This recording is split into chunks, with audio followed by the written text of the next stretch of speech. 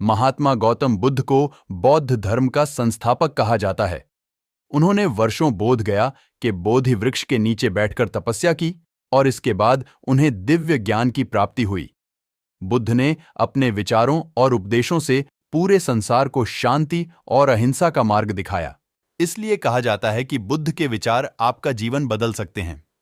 बुद्ध की आज की अमृतवाणी में आपको बताएंगे गौतम बुद्ध से जुड़ी एक ऐसी कहानी के बारे में जिससे आपके जीवन में खुशियां ही खुशियां रहेंगी, क्योंकि बुद्ध का मानना है कि यह पूरी तरह से आप पर ही निर्भर करता है कि आप खुशी या गम क्या लेना पसंद करते हैं। एक बार बुद्ध एक गांव से गुजर रहे थे, लेकिन उस गांव में लोगों के बीच गौतम बुद्ध को लेकर गलत धारणा थी, जिस कारण वो बुद्ध को अपना दुश्मन मानते थे। जब उस गांव में बुद्ध आए तो गांव वाले उन्हें बहुत भला बुरा कहने लगे और बदुआएं देने लगे, लेकिन इसके बावजूद भी बुद्ध गांव वालों की बात शांति से और मुस्कुराकर चुपचाप सुनते रहे।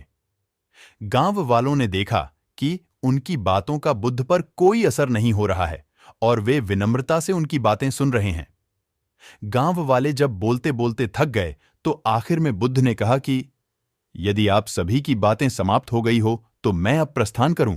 बुद्ध की बात सुनकर गांव वाले हैरान रह गए, लेकिन उस भीड़ में एक व्यक्ति ने बुद्ध से कहा कि हमने तुम्हारी कोई प्रसन्नता नहीं की है, हम तुम्हें बधुआएं दे रहे हैं, क्या तुम्हें इससे कोई फर्क नहीं पड़ता? बुद्ध मुस्कुराते हुए बोले, जाओ, मैं आपकी गालियां या बद्दुओं को लेता ही नहीं।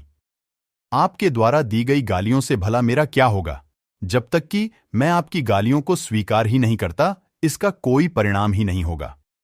जानते हैं, कुछ दिन पहले एक व्यक्ति ने मुझे बहुत सारे उपहार दिए, लेकिन मैंने उसे लेने से मना कर दिया।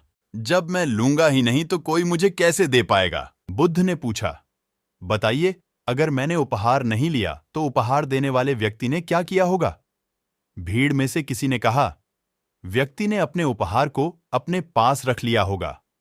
बुद्ध ने कहा, मुझे आप सब पर इसलिए दया आती है क्योंकि मैं आपकी इन गालियों को लेने में असमर्थ हूं और आपकी ये गालियां आपके पास ही रह जाएंगी।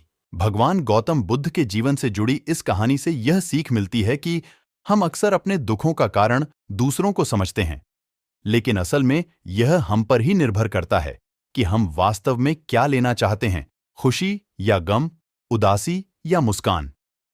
यकीन मानिए, ये छोटी सी कहानी जीवन में एक बड़ा बदलाव ला सकती है।